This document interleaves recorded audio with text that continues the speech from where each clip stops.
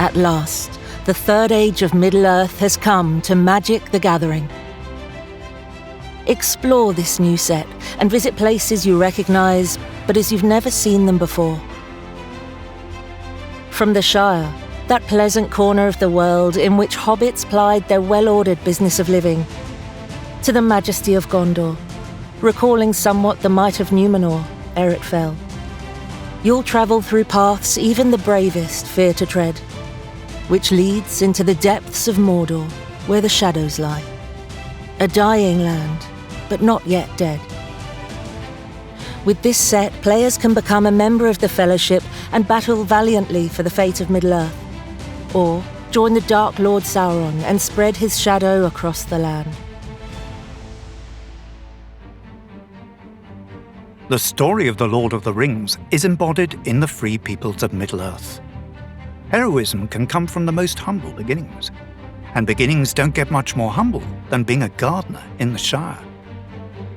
Like many of the characters in Middle-earth, Samwise Gamgee's journey leads through moments of crisis. These are captured in the Showcase Ring Treatment cards.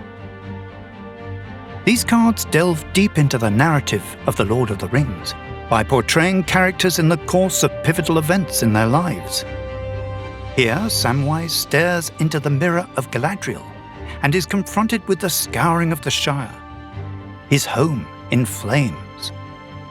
Sam was not intimidated by what the mirror showed him, and by the conclusion of his quest, he had become not just a humble gardener, but the most famous gardener in history.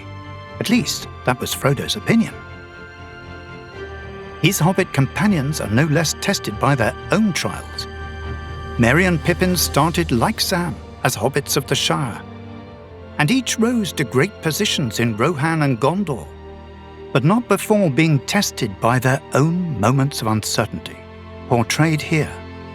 Merry is nearly lost in the fray of the Battle of the Pelenor fields, while Pippin contended with the madness of Denethor, steward of Minas Tirith. In Middle-earth, such moments are not reserved only for those of small stature. Even lords may be tested, as it was among humans in the Third Age. The people of Gondor and Rohan united in one last attempt to defeat the Dark Lord Sauron. And while some came through their trials triumphant, with great power and royalty revealed in them, for there are few left in Middle-earth like Aragorn, son of Arathorn. Others were taken by madness, and in the crucial moment failed. Though even then they may have died well, achieving some good thing. These champions were assisted by representatives from across Middle-earth. Dwarves, elves, motivated by memory of the last alliance or loyalty to the Lord of the White Tree. And even wizards, subtle and quick to anger, who were troubled about the future of Middle-earth. But the free peoples of Middle-earth would not have united as they did if they had not been drawn together to confront the Dark Lord and his armies. Sauron attempts to set the plot of The Lord of the Rings in motion by crafting the One Ring. Before the plot is actually begun, where Isildur cuts it from Sauron's hand and takes it for his own. He is depicted here, still sporting his missing fingers. Sauron also faces his own trial. The Dark Lord was not alone in his quest to dominate all of Middle-earth. He was joined by dark creatures.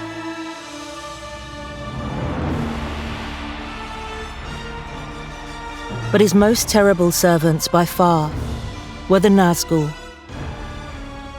Mortal men who fell under the dominion of the One Ring and became shadows under Sauron's Great Shadow.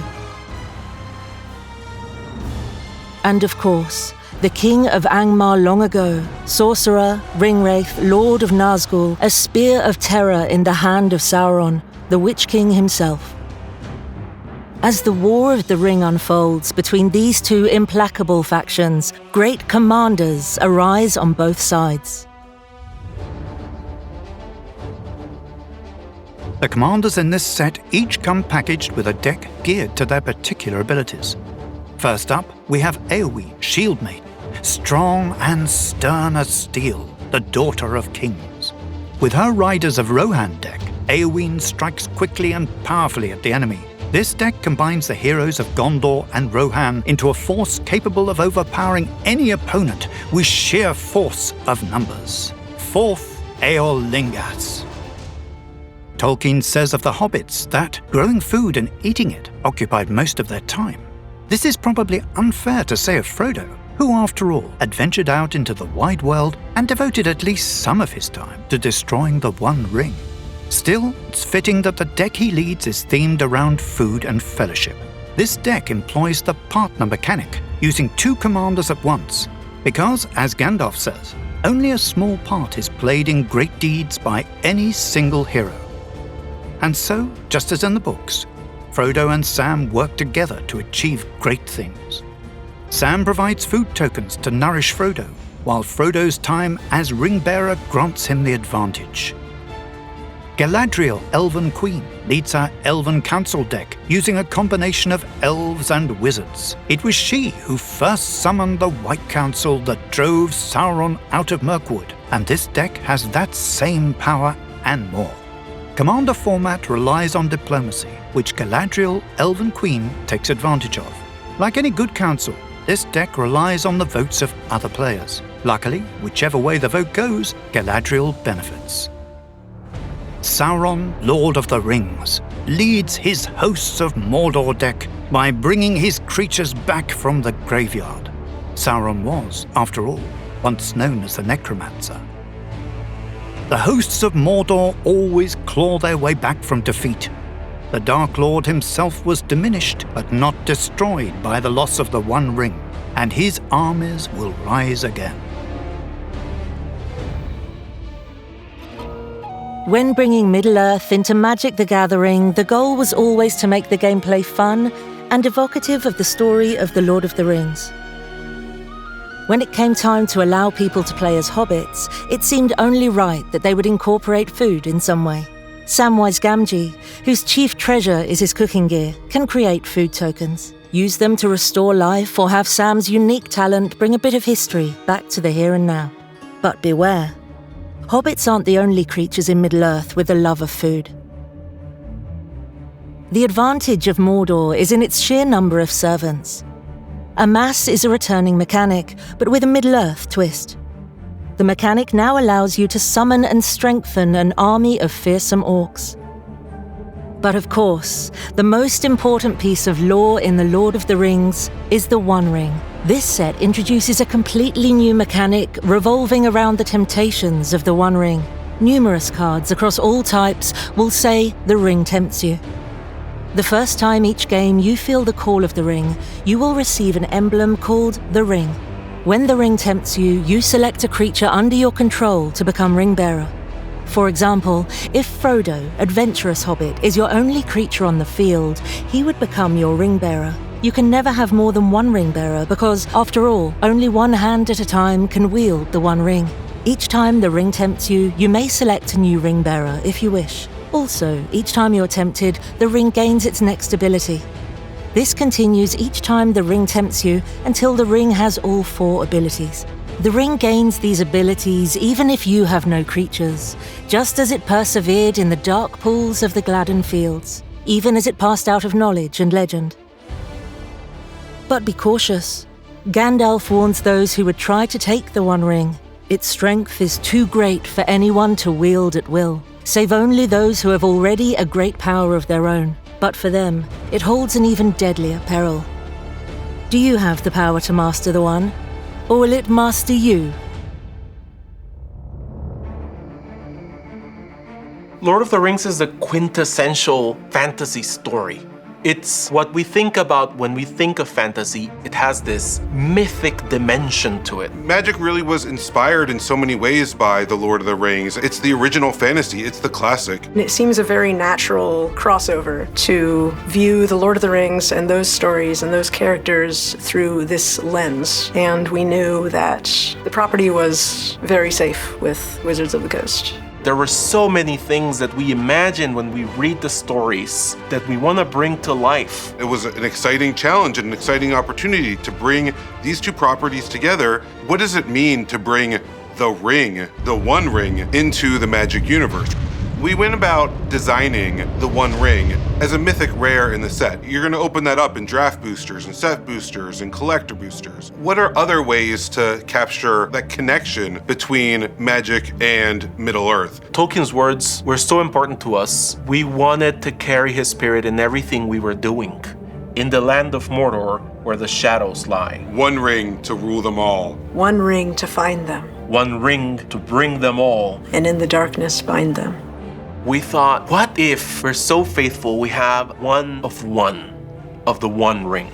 Magic came to us with this one of one, the One Ring card. In my head, I was just thinking, yes, yeah, that makes sense, that tracks, that's obviously, yes. We took the One Ring and we created a serialized one-of-one version. This is the only copy of the one-of-one ring that's ever going to exist. One person is going to open it up out of an English collector booster. While it's not mechanically unique, we wanted to make it aesthetically unique. This is the only place you're gonna see this version of the art. It has a foiled treatment that highlights the inscription. We want the experience when that player opens the pack to be worth all of the effort and all of the love that we've poured into it, and it's for a single card. It makes it all as mysterious and desirable as the One Ring itself.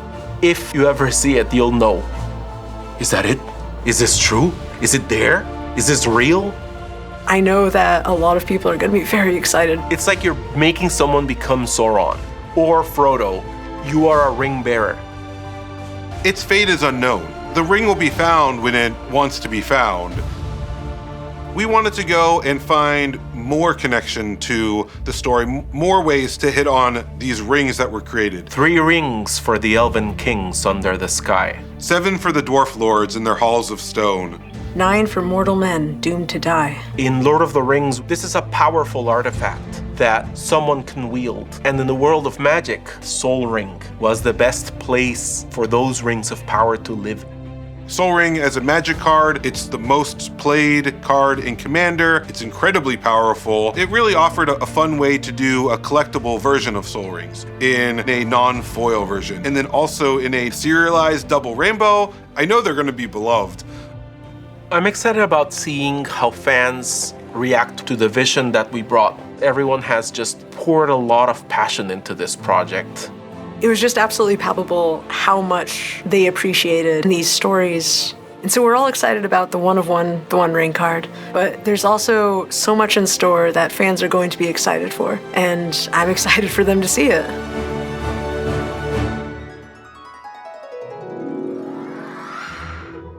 Emboldened in the pages of this story are moments that remain suspended in time.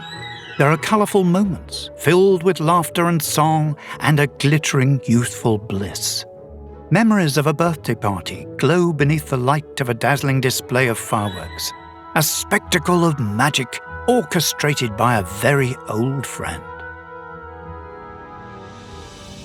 Other moments, far more grim, lend burden to memory. Recalling them brings forth an acrid taste of ash and a burning wind against the cheek. Here, amidst the volcanic fires of the mountain, seconds became an eternity as friendship bent to the will of dark power. Here, a wayward horror, corrupted by temptation, fell to his doom. Between these moments of levity and anguish live moments of myth, when the fate of the world was decided in the hellish cauldron of battle.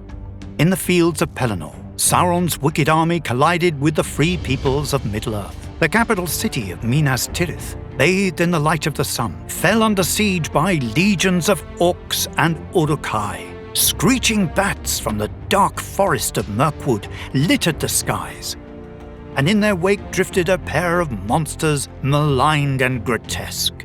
Like featherless vultures, they widened their translucent wings to reveal their haunting husks. Leading the aerial assault from atop one of these fell beasts was the Witch King of Angmar. His wretched armor encased a hollow body, and his helmet housed two glaring red eyes. Behind his flowing cape crept the shadow of the enemy emerging from the crackling lightning surrounding Barad-dûr. Rows of jagged peaks emerged before the ominous dark tower, a monolith of pure evil. These two monuments mark the edges of this battlefield and the corners of this 18-panel war painting. The artist Tyler Jacobson used a false perspective to capture the entire setting and concepted the action to read from right to left. This mirrors the direction of attack from Osgiliath in the east upon Gondor to its west. Occupying the landscape along the middle row appear the first named characters involved in the skirmish. The Oliphants of the Haradrim trample upon the rushing riders of Rohan. The resounding horn of the horsemen echoes across the lands, evoking hope in the valiant heroes and fear in those clashing against them.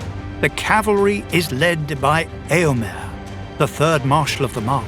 Across from him stands his sister, Eowyn, who betrayed her king's orders to stay home and wait and chose instead to fight. Fearless, she glares upon Gothmog, the lieutenant of Minas Morgul, who arrives at the Pelenor field surrounded by his own makeshift battalion.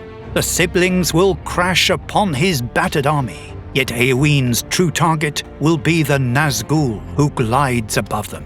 She will be the only one to defy the Lord of the Ringwraiths. The posing of these four characters implies that their fates on this battlefield are overlapping and intertwining. Behind Eowyn wave the cyan banners of the Swan Knights. These seafaring people are led by Prince Imrahil the Fair. His aid will prove invaluable, time and again in the defense of the besieged city. Battling at the forefront of the chaos are four members of the Fellowship. The Hobbit Meriadoc Brandybuck bravely wields his barrow blade against an onslaught of orcs. Frequently underestimated, Merry will prove his worth, fighting in tandem with Eowyn against the Witch King.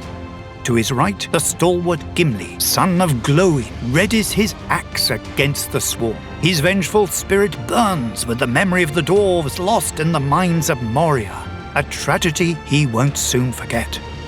By his side is Legolas, the master archer, who draws the long bow of the Galadrim. His arrows never stray from their mark, especially those flying in defense of an unlikely friend. Finally, at the very front and center of the composition, there stands Aragorn, the destined king of Gondor. In his hand burns Andúril, the flame of the west, the light of which anchors the entire painting and offers a valorous symbol of hope to those fighting alongside him. Aragorn pushes back against a wave of horrific and merciless orcs, their gritty teeth angular and imposing like the blades they brandish. Opposing the horde are the Knights of Dol Amroth, dressed in regal armor and endowed with sharpened spears. They arrive from the southern reaches of Gondor to defend its stronghold. On their own, these two cards portray, very simply, the two sides involved in the War of the Ring. This diptych can serve as a broad summation of the entire conflict. In context, the two cards above them gently balance the action by inverting the warring sides. And zooming out further, these two horizontal rows are a compositional mirror of one another. A minor conflict between two masses of armies on the left offsets the spotlight on the group of four major characters to its right. The grandiosity and scale of this painting reflects the fateful event that was the Battle of the Pelenor Fields. The climax of this epic tale stays suspended in time, here in the enclosed plains between two fortresses where total darkness collided with the defenders of the light. For an occasion like this, we have gathered our own fellowship to give us their thoughts on the union of Magic the Gathering and the Lord of the Rings. Have I opened a magic pack before? Is that an actual question you're asking me right now? This is my first ever booster pack. The Lord of the Rings and the greater Tolkien verse holds a very special place in my heart. I was at a bookstore with my father. He ended up getting me a copy of the trilogy. I do have a Lord of the Rings tattoo. Yeah, this is Elvish. It says, "Tell them stories." Nothing like the smell of magic cards. Oh, there we go. Got a bombadil. Hey doll, Mary doll, ring-a-dong-dillo. Oh, love that artwork. Gimli on a Magic the Gathering card. No living man am I. She's not a man, she's a woman. I've seen this a million times in my head reading the book. Yeah, I'm just blown away by the artwork. The flavor text at the bottom feels like it was ripped directly from the book. It is so perfect to see the two united. Characters that I love and that I grew up with. I get to play Lord of the Rings on my Magic cards. It feels like a match made in nerd heaven.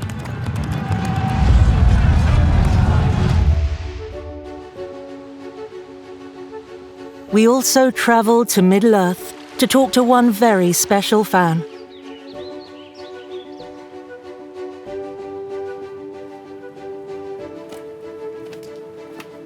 All right, let's talk about this set. Let's have a look.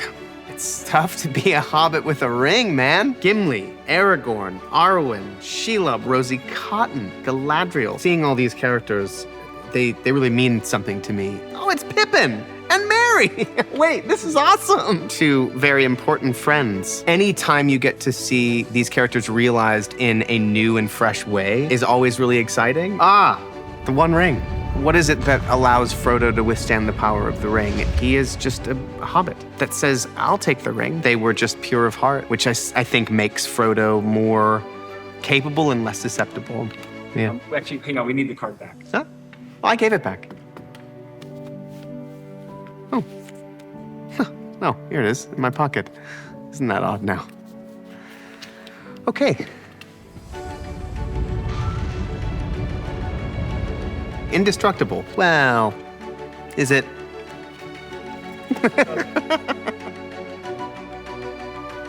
As a wise wizard once said, all we have to decide is what to do with the time that is given us.